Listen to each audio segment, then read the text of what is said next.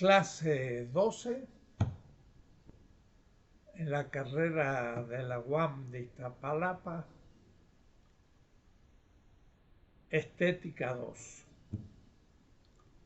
Nos toca hoy continuar la lectura de Hegel, de la traducción castellana de Akal, página 381 a 421. No son muchas páginas, así que es un texto corto y una clase también más corta.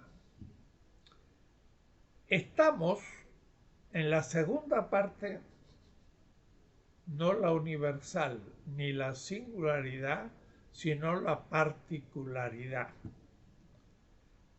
de los modos generales, diría yo así ahora, de concebir el arte en una época histórica, porque Hegel al fin hace una exposición histórica de los modos generales de concebir toda la estética de una época o de las obras de arte. Y por eso estamos en la segunda parte, que es esos distintos modos de concebir al arte en todas sus expresiones como unidad. Y en la tercera sección ya hemos visto la forma simbólica del arte, el arte clásico, en el fondo helenístico romano, y ahora la tercera sección es la estética romántica, como le llama Hegel, y él mismo se siente un romántico, como todos los miembros del idealismo alemán, antecedido por otra generación. Y este romanticismo va a seguir presente casi hasta el presente en Alemania en una u otra forma, propio del espíritu germánico. Y vamos a ver solo el capítulo 1 y 2. El capítulo tercero lo vamos a dejar para la siguiente clase, la clase 13. Entonces, primero hay una introducción a esta tercera sección. La sección se llama la forma artística romántica, no la clásica ni la simbólica, la romántica. Y comienza por una introducción que tiene tres partes. Primer punto, el principio de la subjetividad individual. El tema es la leitmotiv. Es el modo de leer toda esta etapa. La subjetividad individual, que para Hegel no había logrado cuajar en la experiencia del arte helénico y romano. La segunda es el contenido y la forma romántica. Y el tercero,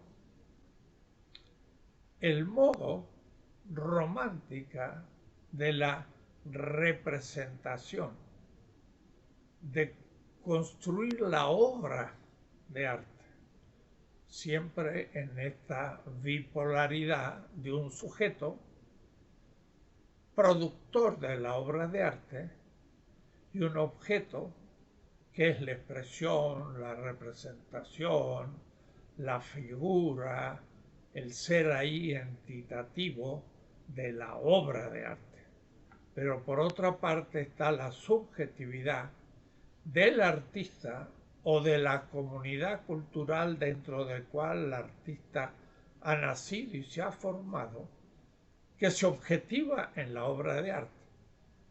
Hegel siempre está en esta visión, de tal manera que lo que realmente le interesa, más que definir la belleza como belleza y aún la belleza de la obra de arte, es explicar el por qué una obra de arte y por qué ese tipo de obra de arte, en donde la belleza un poco es supuesta y del cual nunca hay una descripción de las determinaciones constitutiva esencial de la belleza misma. Porque él va a decirle, la belleza es la idea, la subjetividad absoluta y por último, Dios.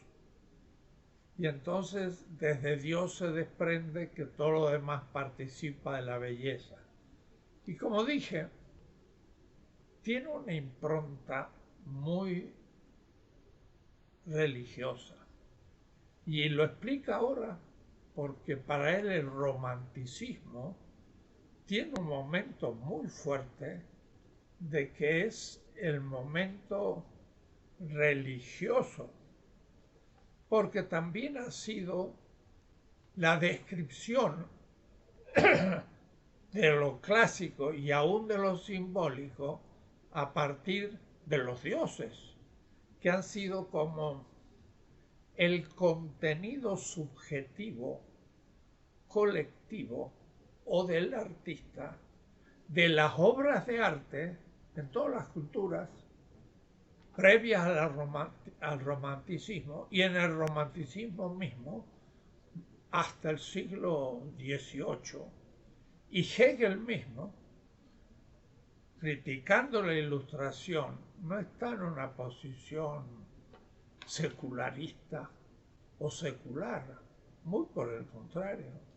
Tiene una visión de la estética, ya he dicho, como teodicea, si se quiere, para entenderlo mejor, como teología. Claro que no exige una teología de un sujeto creyente de una comunidad religiosa positiva, pero de hecho, lo germánico, el norte de Europa, y desde la Edad Media y moderna, es cristiana. Y por lo tanto Hegel esto lo hace explícito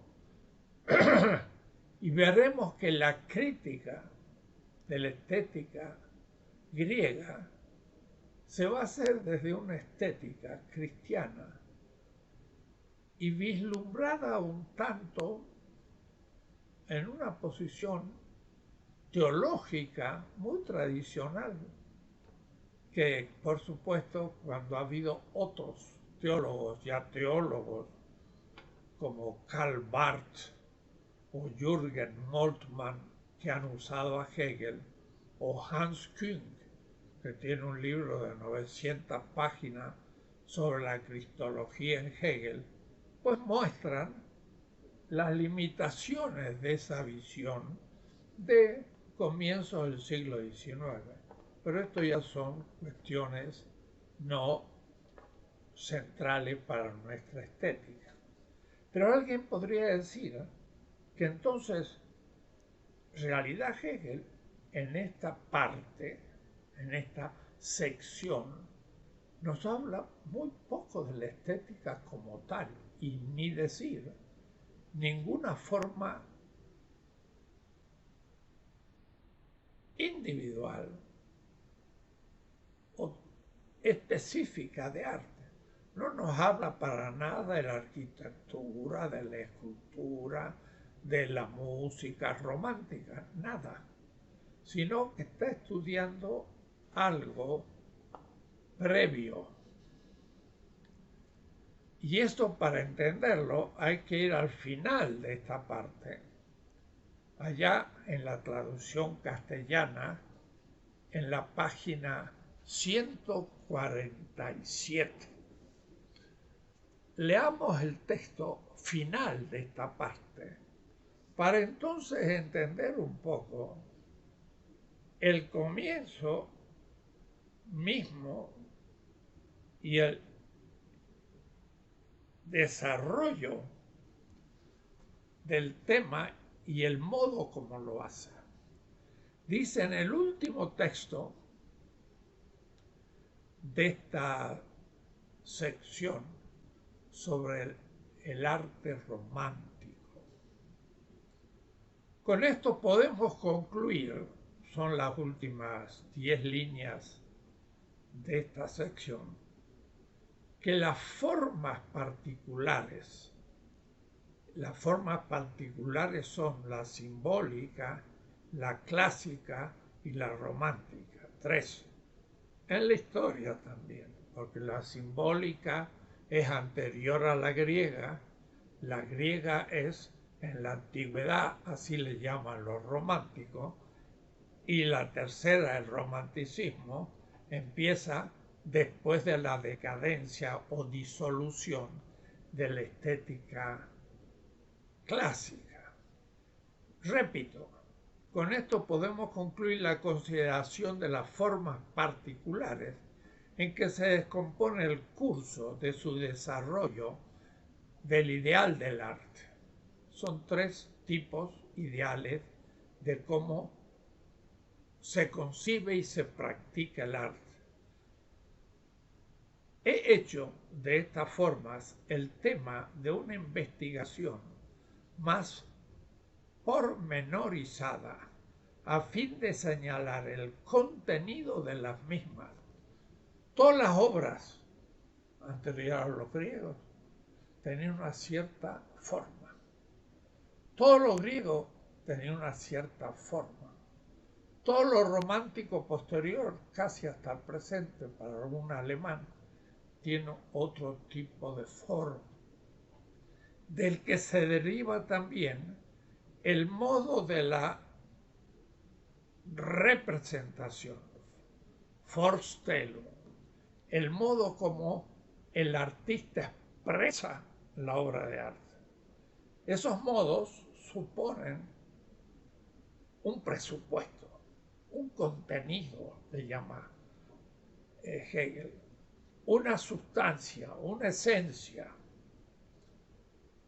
un arranque desde una subjetividad colectiva.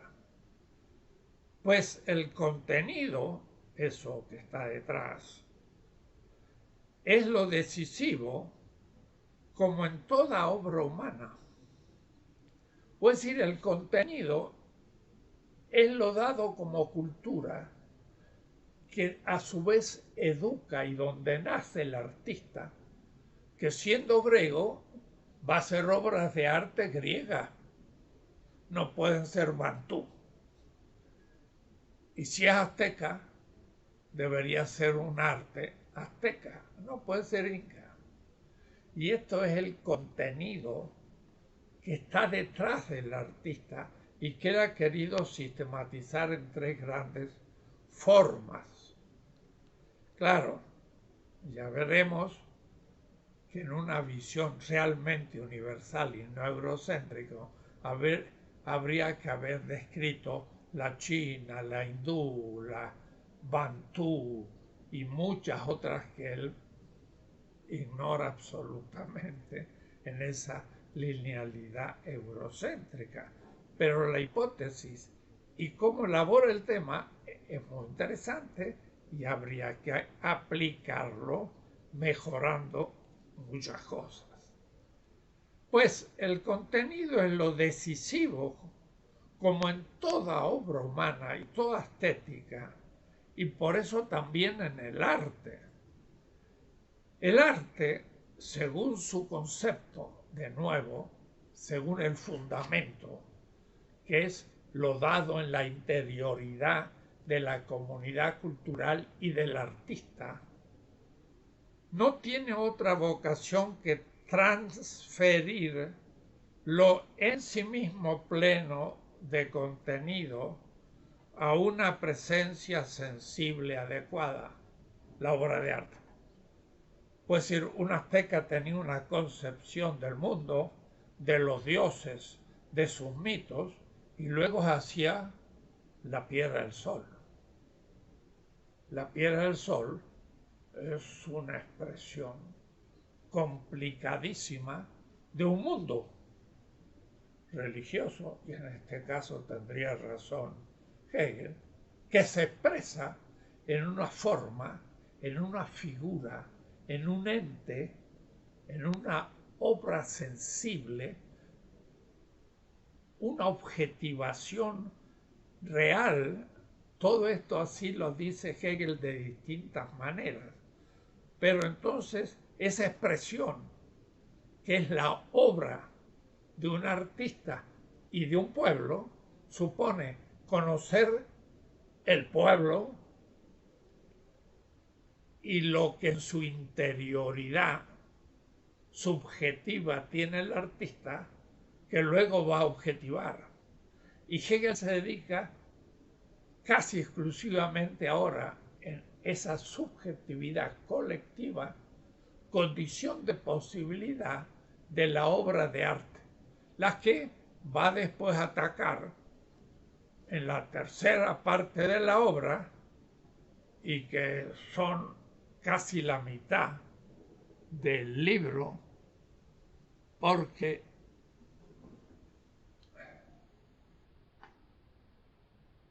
se va a dedicar a cada una, y en ese caso sí va a decir la arquitectura, y ahí va a poder tomar la arquitectura clásica griega y la romántica, y va a estudiar las características de la obra de arte, o la música, o la pintura, o la escultura, o la literatura o poesía en distintos pueblos que ha caracterizado en general.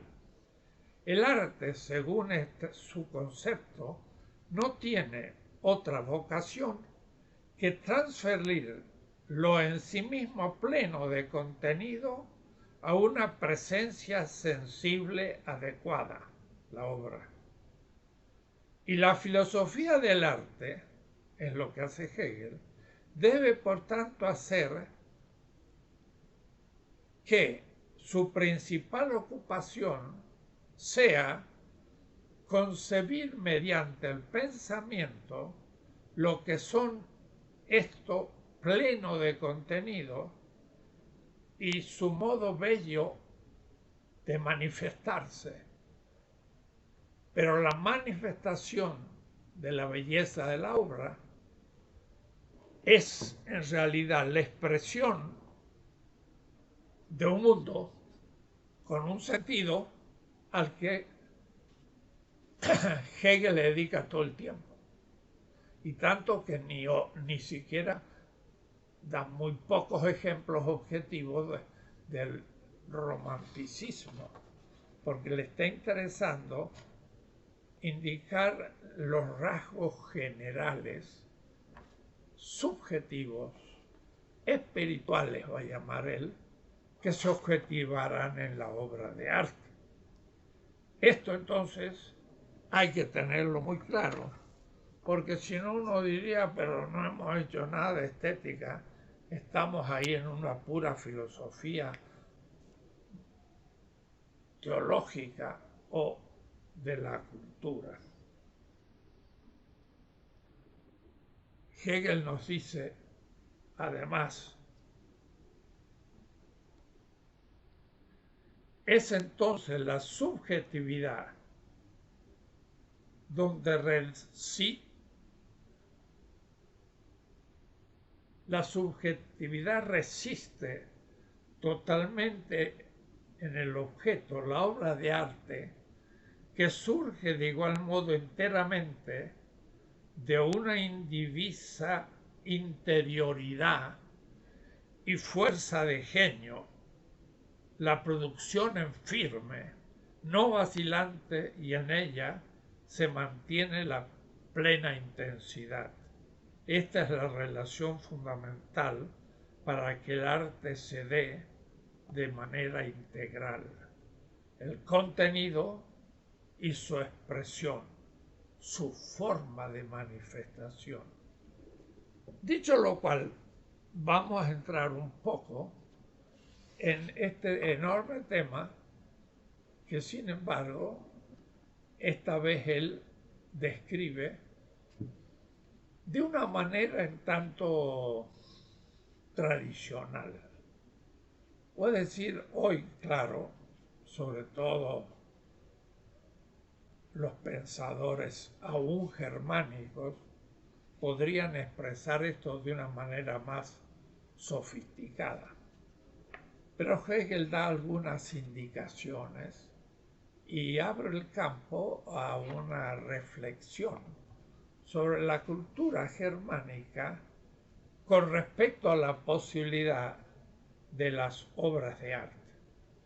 La tercera sección, entonces, es la forma artística romántica, de la página 381.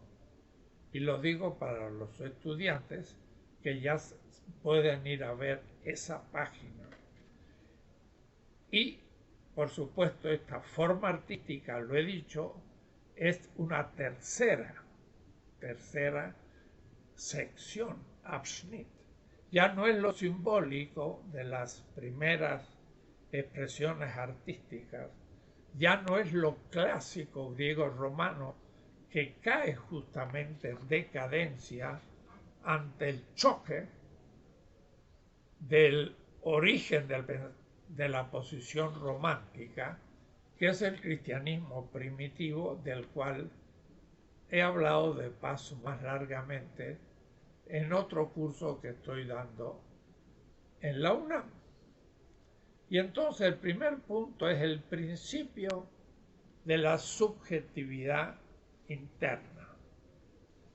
Página 382.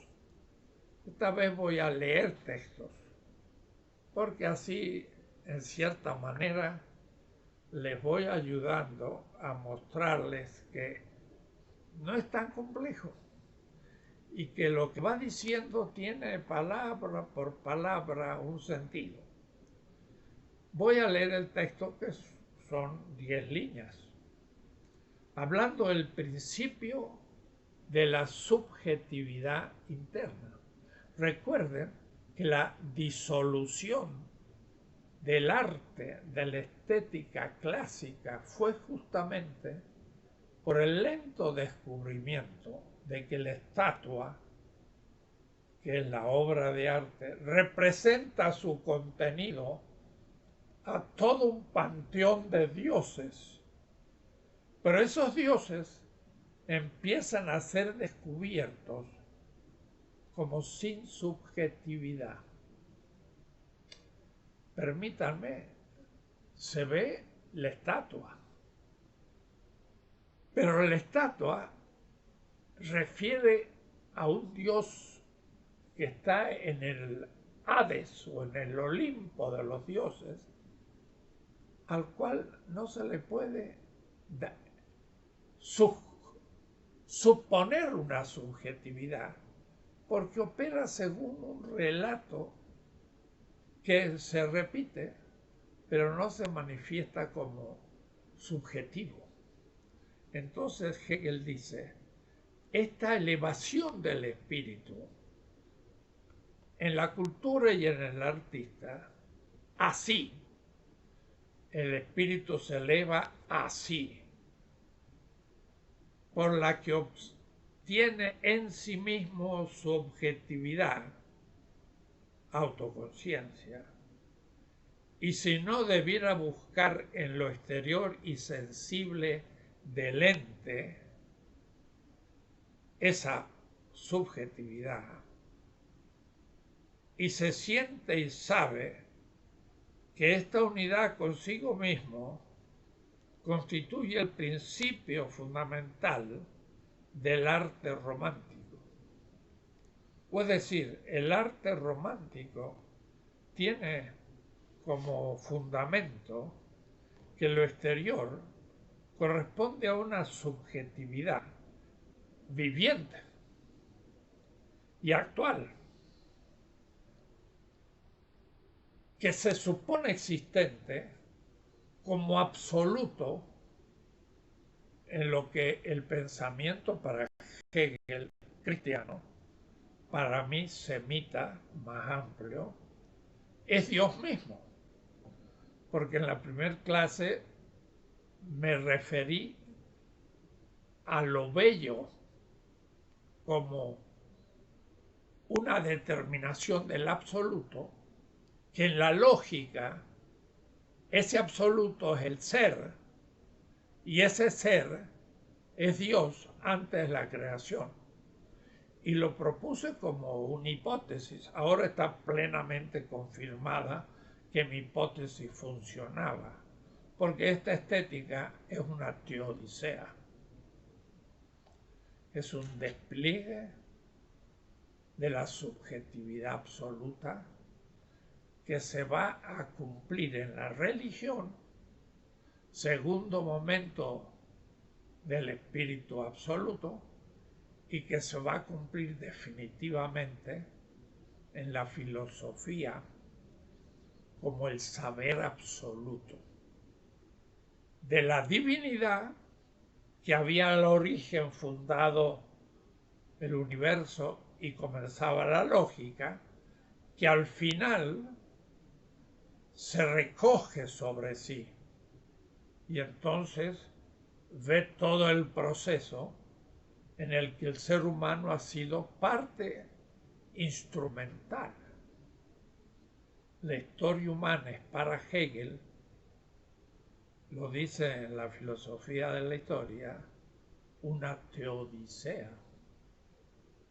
En la historia humana Dios también se va reconociendo y al final vuelve a sí mismo.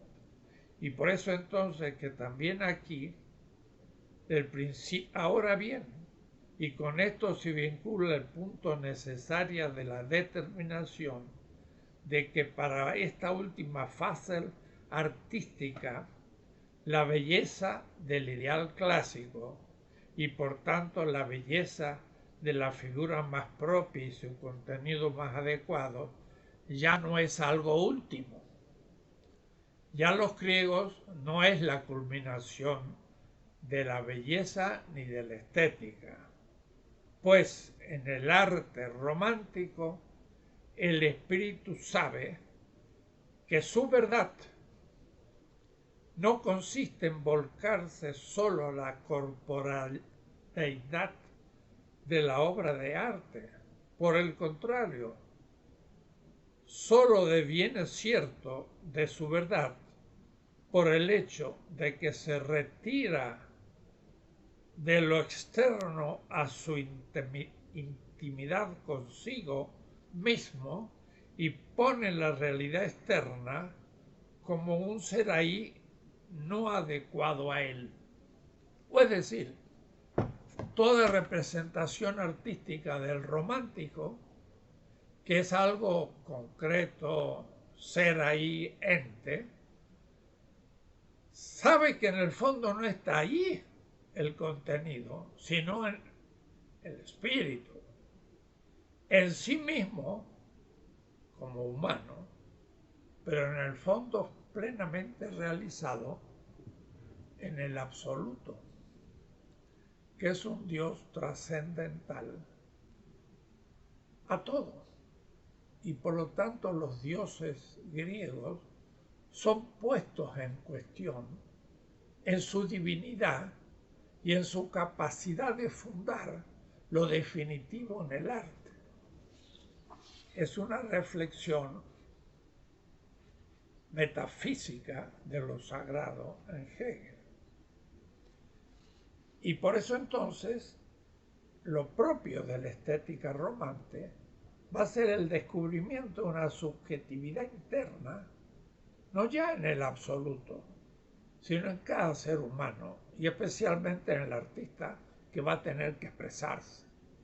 Y va a ser concebido como sujeto. La misma divinidad va a ser un sujeto absoluto.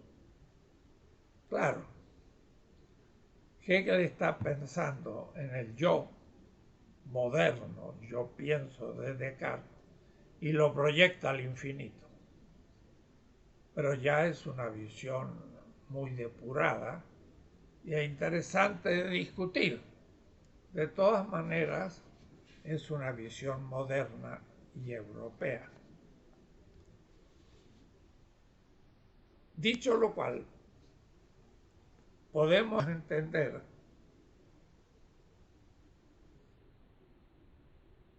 una segunda expresión.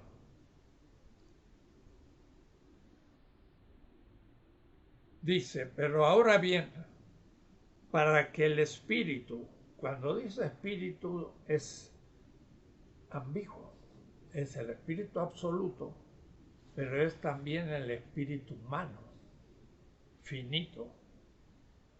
Pero ahora bien, para que el espíritu alcance su infinitud, debe igualmente elevarse de la personalidad meramente formal y finita a lo absoluto.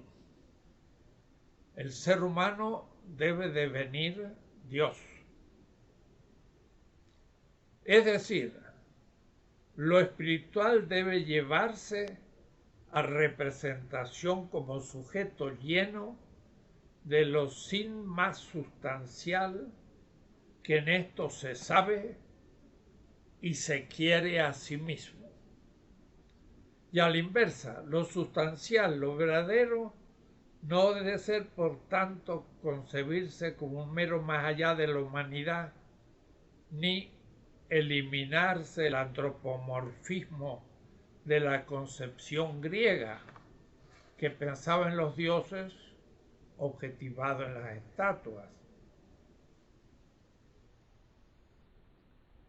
Debe hacerse del humano, sino que, en cuanto a subjetividad efectivamente real, la del ser humano, debe hacerse del humano el principio, y sólo así, como ya antes vimos, perfeccionarse lo antropomórfico para convertirse en Dios. Él piensa una concepción cristiana por la que el ser humano participa de la subjetividad de Dios, y esto lo va a expresar de una manera un tanto ingenua, pero de reconocida presencia en el pensamiento cristiano en general. Y ahí que los momentos del contenido de la forma romántica tiene, por así decir, etapas. Y dice, esto dentro de sí infinito, en y para sí universal, es la negatividad absoluta de todo lo particular. Esa divinidad romántica no es ninguna divinidad particular como lo griego, sino que es trascendental. La simple unidad consigo mismo que ha devorado toda exterioridad, todos los procesos de la naturaleza y ciclos de nacimiento, muerte y resurgimiento, toda la imitación del ser ahí espiritual, y ha disuelto todos los dioses particulares en una pura identidad infinita consigo. Dios. Como ustedes ven, estamos en teodicea o en una teología filosófica. Eso es Hegel. Y eso es el idealismo trascendental germano. Y por ello, que nos dice todavía, así puesto que la manifestación de Dios es el sujeto efectivamente real, y usa esa palabra que en él es técnica, Wirklichkeit, y el traductor siempre lo traduce, y está muy bien, le llama efectividad real, que no es lo mismo que realité, la realidad, ni la existencia, ni el ser, en fin. Lo efectivamente real es objetivo, es empírico. Vuelvo a repetir. Así puesto que la manifestación de Dios es el sujeto efectivamente real, el arte ahora tiene el superior derecho a utilizar la figura humana. Aquí él está pensando en lo más simple, ortodoxo y que podría ser problematizado de otra manera. Pero ciertamente Hegel y los post-hegelianos conciben esto así. Feuerbach, que será en esto como el que origina el tema de la religión en Marx, que se preparaba como asistente de Bruno Bauer en Bonn, que era profesor de teología. Y Marx se preparaba como asistente de un profesor de teología. Es decir, Marx se preparaba a ser un teólogo de la Universidad de Bonn como profesión. Pero hubo lo que se llama el ateísmo straight. Feuerbach dijo, de lo que se trata es el ateísmo de todos los dioses y hay que abrirse a la antropología. Y lo echan de la Universidad de Bonn. Lo que Feuerbach dice es que justamente lo que está diciendo Hegel. El romanticismo negó la divinidad de todos los dioses greco-romanos. Era ateo de ellos. Y se abrió la antropología. Pero la antropología era el ser humano. Y entonces Feuerbach dice, es la cristología. O es decir, para el cristiano tradicional puede ser formulado de una manera más compleja. Dios se hace carne en la figura de Cristo. Y lo vamos a ver enseguida. Hegel habla de eso. Quiere decir que Dios se antropologiza y aparece en el mundo del Dasein, del ente, ese mundo de las obras de arte, con figura, como fenómeno, con realidad empírica. Y entonces es lo que nos está diciendo Hegel, que Dios es el sujeto efectivamente real, empírico.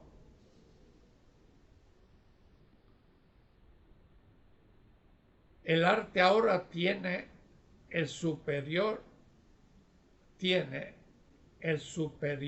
derecho a utilizar la figura humana, Cristo, y el modo exterioridad, no interior, sino ahora cósico, objetivo, y el modo de la exterioridad en general como expresión de lo absoluto. Cristo encarnándose es expresión de un Dios trascendental, el absoluto.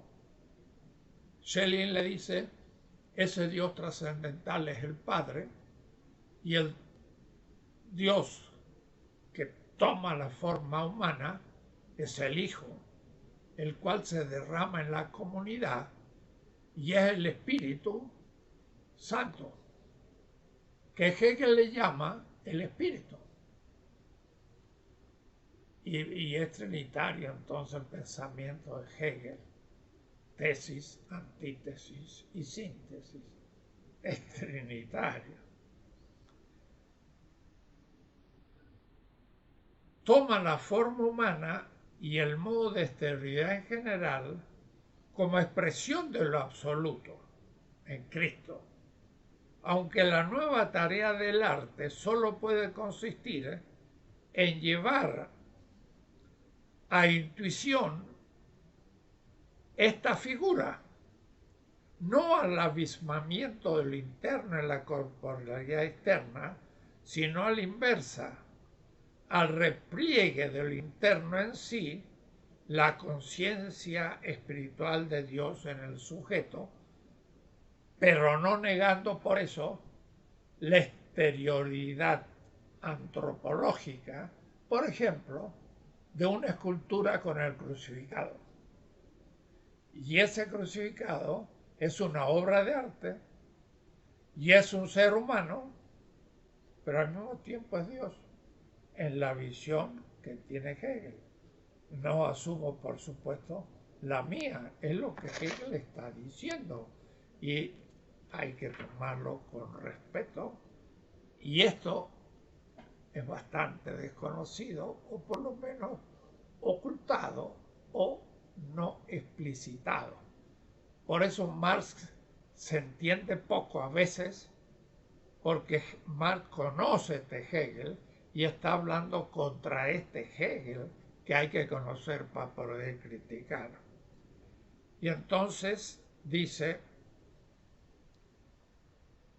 por consiguiente ahora su manifestación en el hombre es de tal manera que ni el contenido ni la forma son ofrecidos ni por lo natural como tal, como sol, cielo, estrellas, etc., ni por lo divino del círculo griego de la belleza, ni por los héroes externos en el terreno de la etnicidad familiar y la vida política, sino por el sujeto efectivamente real singular en su vitalidad interna, que es el que adquiere valor infinito, pues solo en él se despliega y compendian el ser ahí, en el ser ahí, los eternos momentos de la verdad absoluta, que solo como espíritu es efectivamente real. Hay que darle vuelta despacio, porque lo que está indicando es que los griegos habían antropomorfizado los dioses anteriores de la simbólica, pero ahora no es que se antropologiza más todavía la obra de arte, sino que se toma una realidad humana histórica y se la diviniza, y a su vez se la puede después reproducir, pero se la está refiriendo a una encarnación de Dios. Esto es una interpretación simple, porque puede haber otras, de la visión cristiana que Hegel toma muy en serio como el origen de la forma artística del romanticismo. Es el principio de la subjetividad interna, pero a su vez expresada como una realidad antropológica objetiva en el caso de la encarnación.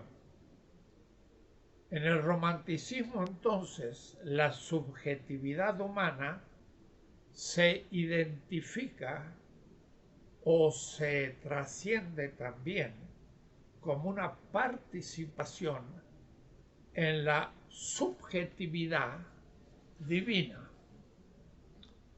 En la página esta,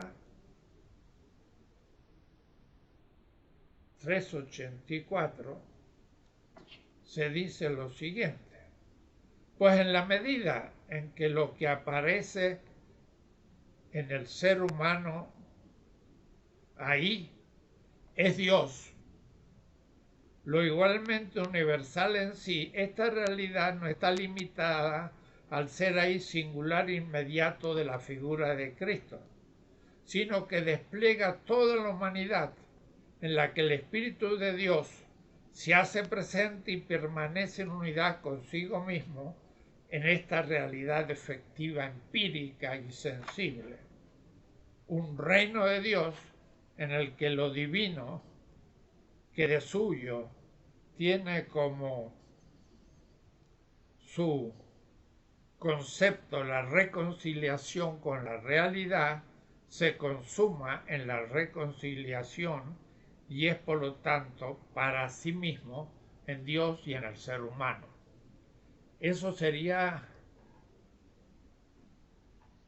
la posición del romanticismo a partir de la intuición de la superación de lo griego en el pensamiento cristiano primitivo. El capítulo 1, porque lo que he dicho es parte de la introducción, se trata de la esfera religiosa del arte romántico. En realidad ya ha tratado el tema y no más que lo va a repetir, profundizando, pero mostrando cómo la estética romántica, entiéndase, cristiana primitiva, sitiada después la cristiandad por el mundo musulmán, la Edad Media, con todo su arte, justamente la arquitectura gótica tremenda, la escultura y también la escritura. Y la escritura también en los documentos pintados y en fin en la música gregoriana y en todas las artes de esa Edad Media hasta llegar a la modernidad en la que Hegel, sin embargo, encuentra una continuidad hasta realmente la inserción del mundo germánico en ese mundo y la reinterpretación de los románticos contra los ilustrados. Y entonces ahí pues habría que tratar las cosas con mucho más cuidado, pero Hegel está haciendo un paisaje rápido del tema, cómo debería realmente tratarse, porque acordémonos que no es una obra escrita como obra, sino que es clases 5 o 6 veces que la fue repitiendo y sus alumnos tomaron los apuntes y editaron las lecciones de estética que tienen ciertamente para Hegel imprecisiones imposibles de superar. Y bien, la esfera religiosa del arte romántico es absolutamente esencial y lo ha sido hasta ahora en toda la visión histórica de la estética, lo cual nos indica que pues habrá que pensar en qué realmente pensaba Hegel. Y los post-hegelianos entonces se entiende mucho más lo que hicieron Feuerbach, Kierkegaard y también pues el propio Marx. La esfera religiosa, dice Hegel en la página de la traducción 391, puesto que en la representación Vorstellung, cuidado, la representación es la puesta de la obra de arte en la exterioridad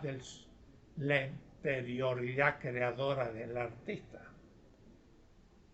puesto que en la representación de la subjetividad absoluta, pero eso es Dios mismo antes de la creación, porque es la subjetividad absoluta, la cual el ser humano también imita.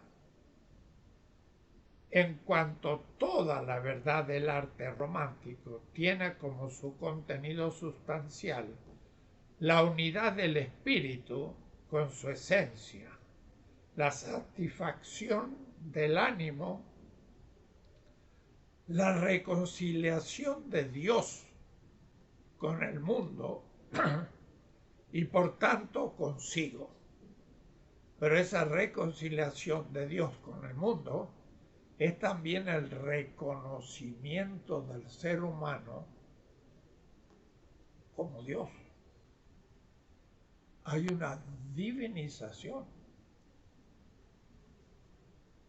En la historia humana se está realizando el transcurso de la vida de Dios. Y entonces por eso la historia mundial es una teodicea para Hegel. Le da una densidad sagrada a la humanidad impresionante.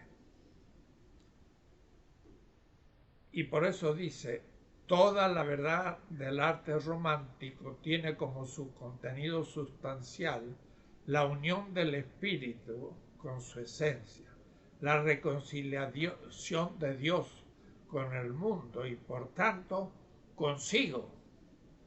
O es decir, Dios también se reconcilia con sí en esa autoconciencia de la humanidad y del ser humano, de ser un momento del espíritu absoluto. Pues la beatitud y la autonomía, la satisfacción, la quietud y la libertad eran lo que señalamos como determinación ideal del romántico. Por supuesto, del concepto y la realidad del arte romántico no debemos excluir el ideal. Este, sin embargo, respecto al ideal clásico griego, adquiere una figura completamente distinta. Es entonces otra manera de situarse en el mundo y de ver la realidad, porque el ser humano ya no crea a los dioses, sino le está siendo dado. Y no hay una pluralidad de dioses, sino una subjetividad única, absoluta y trascendental creadora, a la que el espíritu humano también va a ir imitándose e identificándose. De tal manera que la obra de arte también estará contaminada de esa sacralidad. Y esto será justamente el tema.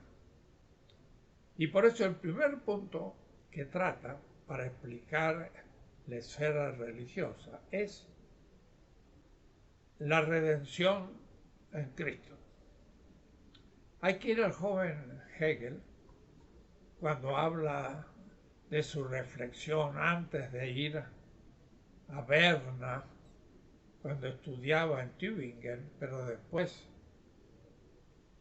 cuando es preceptor en Suiza, que tiene todos unos escritos sobre el origen y el espíritu del cristianismo. Y tiene unas muy bellas reflexiones sobre Abraham, cómo Abraham rompe con el mundo cotidiano y rompe entonces con lo que va a llamar ahora el mundo simbólico y el mundo de los muchos dioses. Y poco a poco se va a ir labrando un camino y Abraham se transformará en el extranjero de todas esas culturas y empezará a ser un proceso que culminará con el cristianismo. Y le llama a la vida de Cristo la historia absoluta, lo cual es un nombre extraño. En realidad, para Hegel, la historia es la historia absoluta, porque como dije, se va realizando en la historia humana la vida de Dios. Y en la autoconciencia que el ser humano va adquiriendo, Dios también se va conociendo a sí mismo. Es una función antropológica muy especial la que le otorga Hegel. Y cuando estaba hace poco en Heidelberg, donde él fue también profesor, y viendo la cátedra de Hegel, decía, Hegel decía un poco a sus discípulos, yo soy un humilde filósofo, pero como filósofo soy la manifestación de la conciencia de Dios en este momento de la historia. Claro, los alumnos recibían un impacto ante tal pretensión del maestro, ¿no? Pero era el convencimiento de Schelling, de Hegel, de Hölderlin y de otros. Y de ahí entonces la aparente superficialidad del arte, porque todas las artes anteriores son destituidas de su dignidad. En la página 394 indica un poco esa aniquilación de los artes anteriores y la instauración de una nueva etapa de la historia del arte. Pues aquí lo principal reside en la certeza interna, en el sentimiento y la representación de esta verdad eterna. ¿De quién está hablando? Del artista, que debe tener una conciencia cierta de esa divinidad que él expresa en la obra de arte. El griego perdió la fe en sus dioses al ir descubriendo que no tenían subjetividad y al fin eran creación humana, mientras que el espíritu romántico para Hegel es la reverencia ante la divinidad que se impone y la certeza de su existencia. Y por eso entonces, tomando puramente, dice, esta historia le ofrece al romántico religioso el tema fundamental para el cual, sin embargo, el arte, tomado puramente como arte, se convierte en cierta medida en algo superfluo. Ya el artista no crea a los dioses, ahora expresa más bien lo divino. Pues aquí lo principal reside en la certeza interna, en su sentimiento y representación de esta verdad eterna, que la divinidad ha devenido humana, en la fe que se da el testimonio de la verdad en y para sí, y es por tanto transferida a lo interno de la representación. Cuando yo, como escultor, hago un Cristo crucificado, represento algo que no invento, sino que intento poner ahí como expresión de lo ya hecho humano en la encarnación del Verbo, de tal manera que la trascendentalidad de lo divino ha devenido mundano, y entonces el artista tiene una relación distinta con su obra. Pues la fe desarrollada consiste en la certeza inmediata de tener ante la conciencia, con la representación de los momentos de esta historia la verdad misma. Pero si de lo que se trata es de la conciencia de la verdad, entonces la belleza de la apariencia y representación de lo hecho obra de arte son lo accesorio y muy indiferente, pues la verdad se da también para la conciencia independientemente del arte.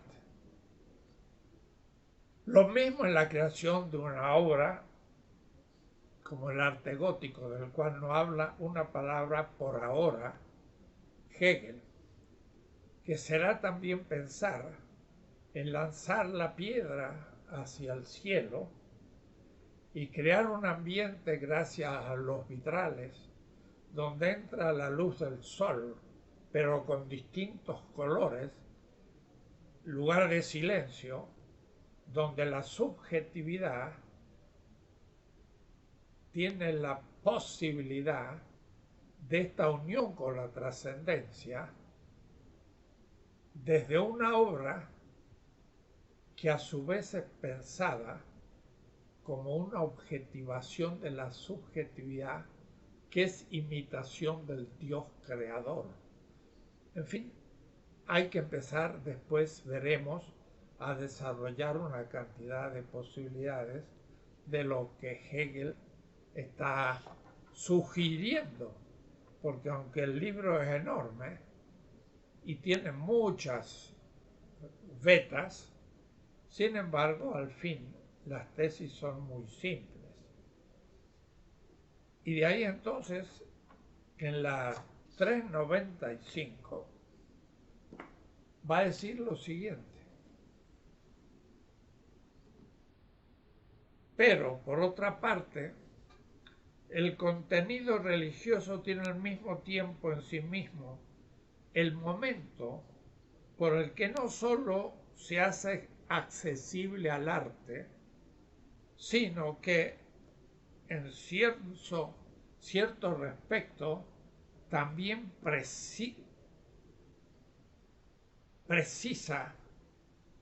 necesita del arte.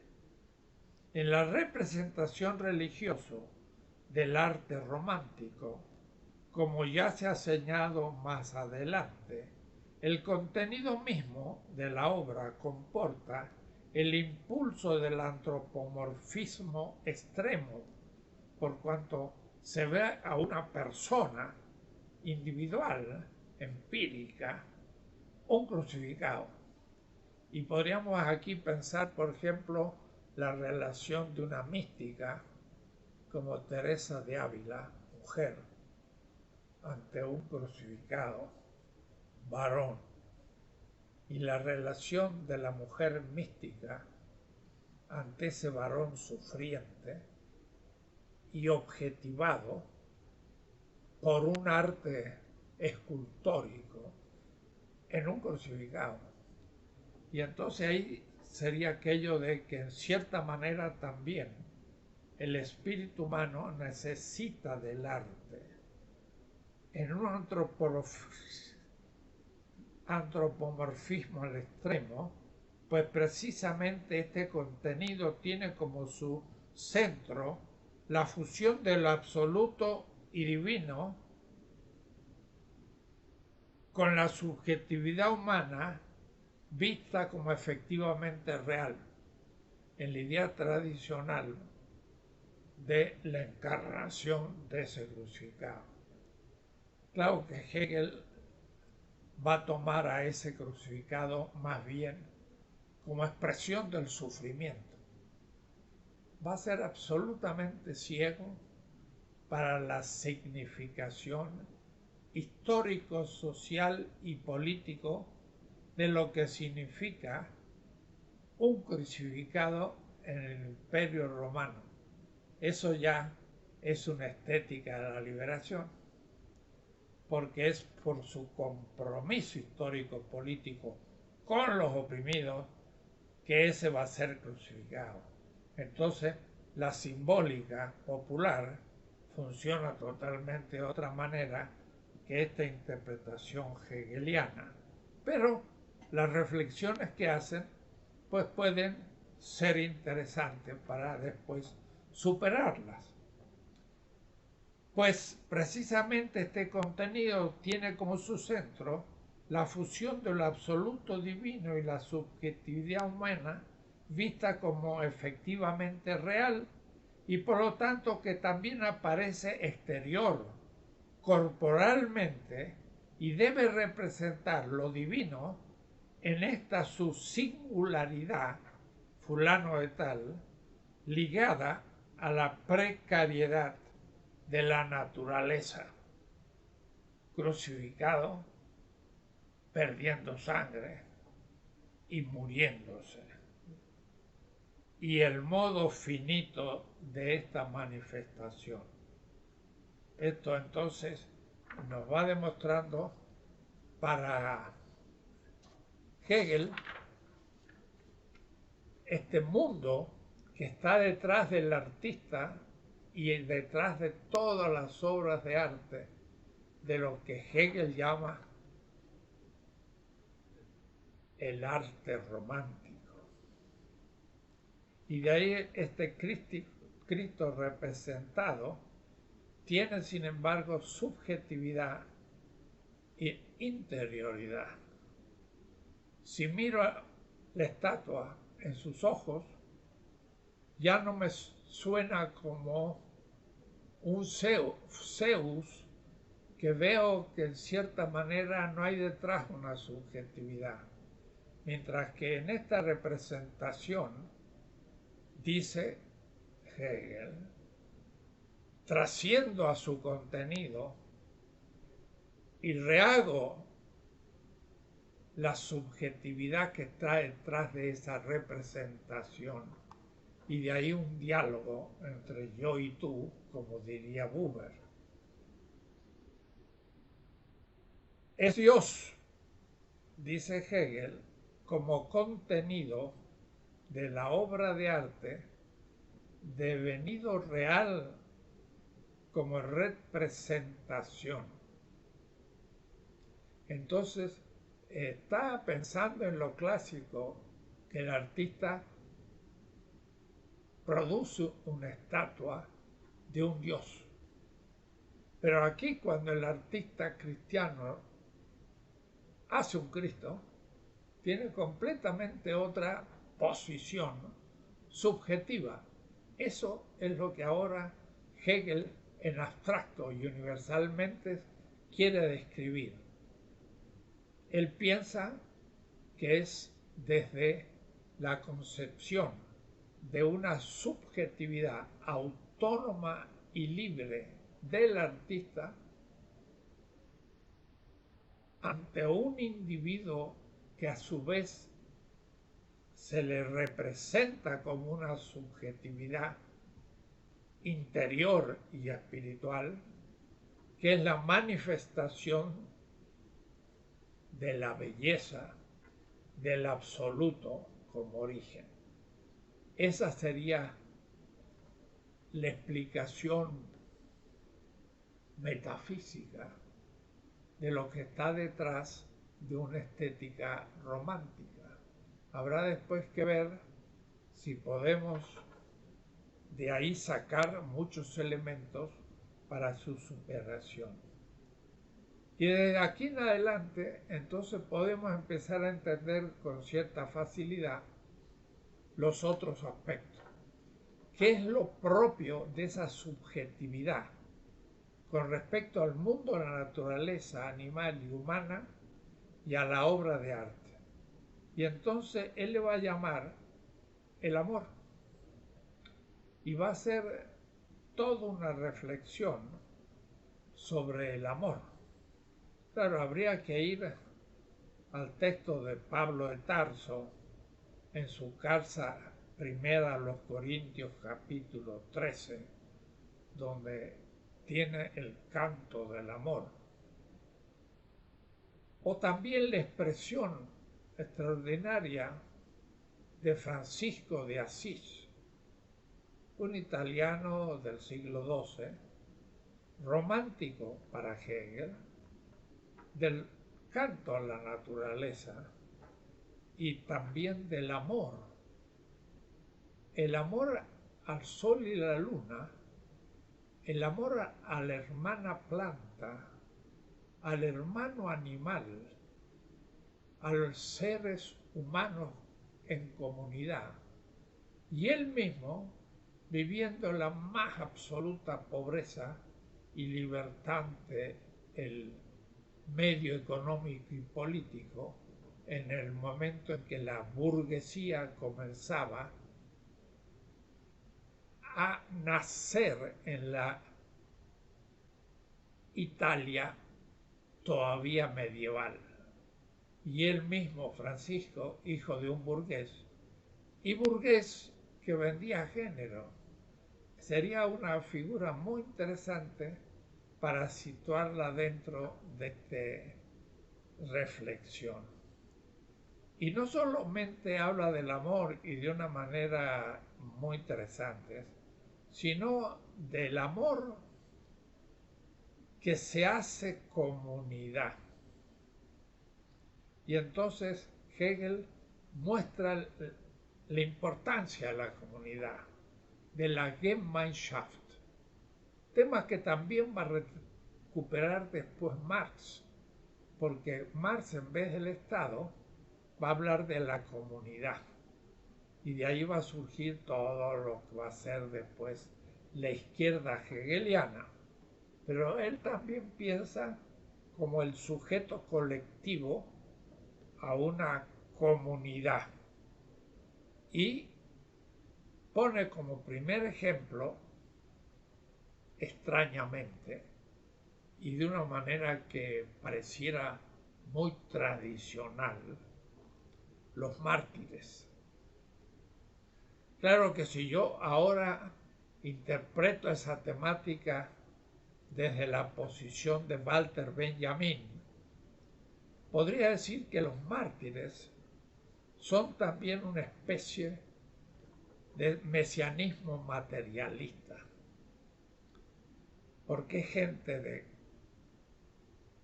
que cree en todo esto que hemos hablado, que no cree ya en los dioses de la estética clásica y que entonces instaura un nuevo tipo de vida que pone en cuestión al Imperio Romano, no solamente desde un punto de vista religioso, sino, por ejemplo, político, porque no adora al emperador, pero económico también, porque hablando de la dignidad del sujeto humano, a la larga tiene que contradecir a la esclavitud como sistema social, y entonces se transforma en un crítico de la sociedad. Y el arte cristiano va a ser crítico justamente del arte clásico, pero de una manera aún más profunda de lo que Hegel lo ha pensado. Y todavía usa un segundo gran tema, que es el arrepentimiento.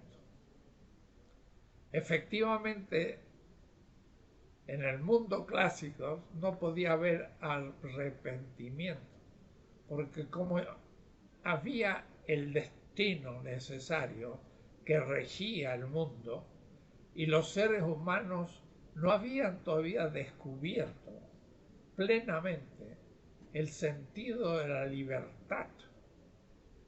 Por lo tanto, tampoco se tenían la experiencia de lo que para el romántico va a significar el pecado. Y este punto es justamente el que Ricoeur trabaja muy bien en ese libro que ya he citado, La simbólica del mal, donde compara a Prometeo, el espíritu clásico, y Adán, semita, debajo del espíritu romántico, y muestra cómo Prometeo en realidad no ha cometido ninguna falta. Ha hecho lo que debía, pero los dioses lo castigan y no hay arrepentimiento posible porque el destino lo decide todo y el castigo es eterno. En cambio, Adán es tentado. Y la serpiente es alguien que tienta, no que como destino obliga a Adán a que haga lo que haga, va a ser castigado. Sin conciencia, además, que es el caso de Prometeo. No, no. La serpiente tienta. Es decir, propone algo a un ser humano que es el origen del mal y no el destino, y que tiene libertad de tal manera que según lo que elija libremente, será responsable de un acto bueno o responsable de un acto malo, el pecado.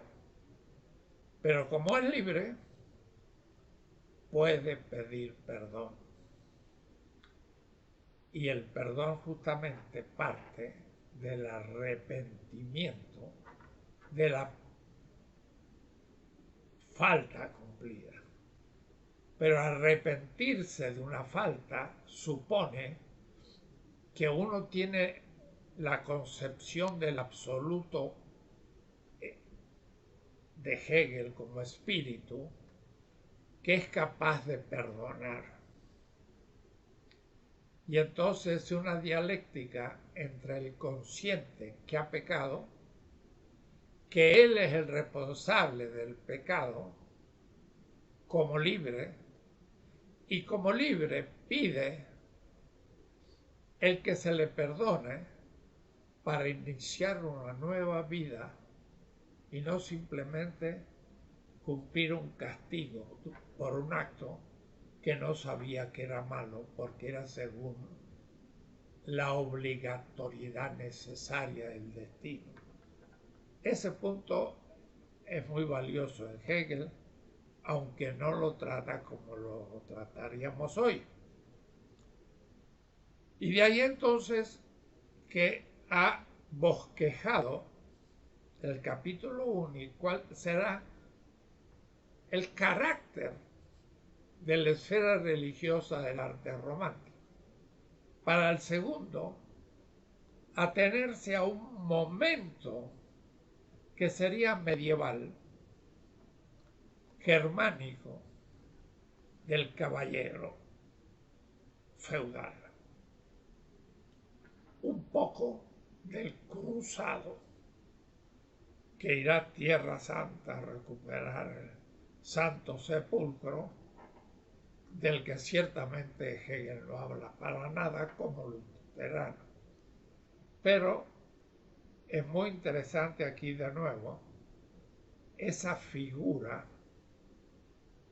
de la caballería como modo de expresar un ethos, un carácter. Y ahí entonces trabaja el tema del honor, que es sutil, porque en el pensamiento griego clásico no existía para nada eso que se llama el honor del caballero, porque el honor tiene que ver con una imagen que uno tiene de sí mismo y la imposibilidad de la traición con respecto a esa imagen. Entonces, el honor es primero un ethos aristocrático y segundo, un ethos que manifiesta también la libertad.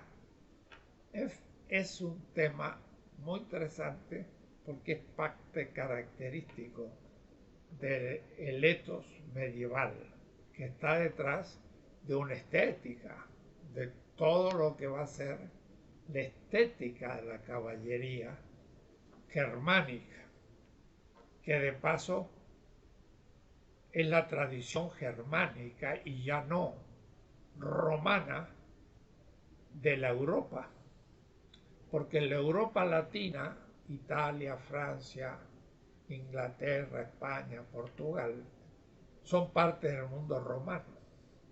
Pero los germanos más allá del Rin y del Danubio, no fueron romanos. Y entonces vivieron la experiencia germana, individualista, tradicional en cuanto al honor y la fidelidad, que después, al hacerse cristianos, van a obtener una forma que va a ser la del caballero que por último va a transformarse en el cruzado, que va a ir al Medio Oriente a constituir unos estados efímeros cristianos expulsados por los árabes en el siglo XIII, finales del XII. Entonces ahí es toda una forma de este ethos del romanticismo. El primer capítulo, que es la redención de Cristo y la religión romántica, es más bien el origen del cristianismo.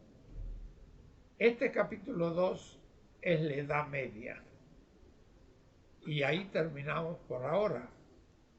Es una cierta visión de conjunto sobre el carácter comunitario de la Europa, sobre todo germánica, del norte de Europa moderna, que va a decretar al sur latino de Europa como una etapa superada de la historia desde finales del siglo XVII. Italia, España, Portugal y qué decir Grecia habían sido lo clásico, lo renacentista, Italia, y el hispanismo del siglo XVI y XVII con Portugal, que ocuparon el mundo y en donde Carlos V podía decir: en mi imperio no se pone el sol.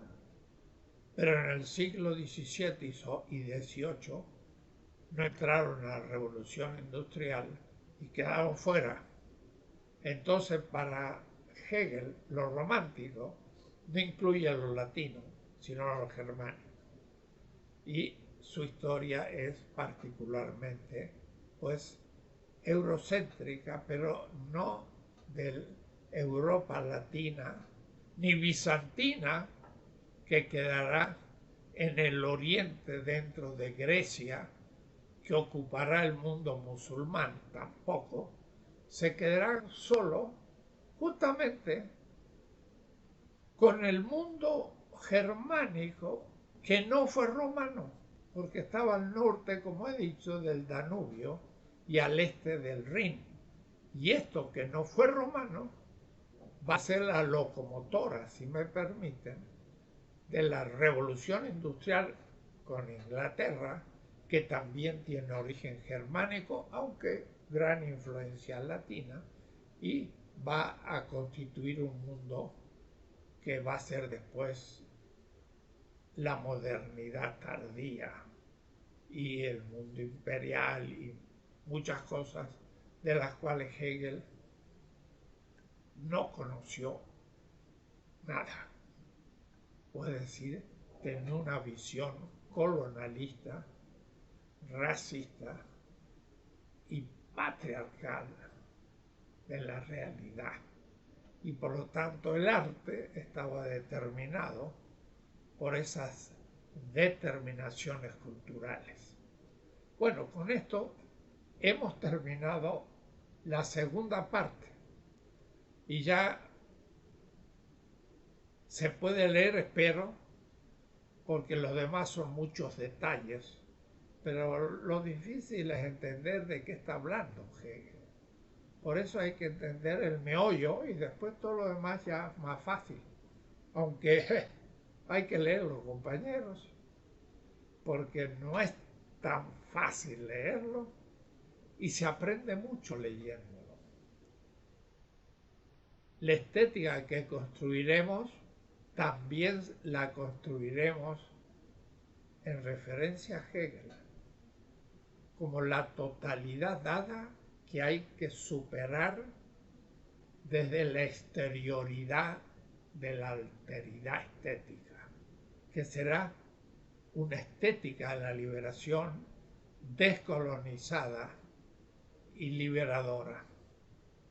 Pero eso es otra historia, o mejor, es esa historia, pero escrita de otra manera. Pero hay que tomarse la paciencia de leer a los clásicos. Hegel es un gran clásico. El quedarse en él es quedarse en el pasado. Y el ignorarlo es descubrir la pólvora. No, la pólvora ya hace tiempo que fue descubierta. Pero hay que pensarla de otra manera. Bueno, se me terminó la luz, así que termino también esta clase y quedamos aquí. Muy bien, hasta luego, hasta la próxima.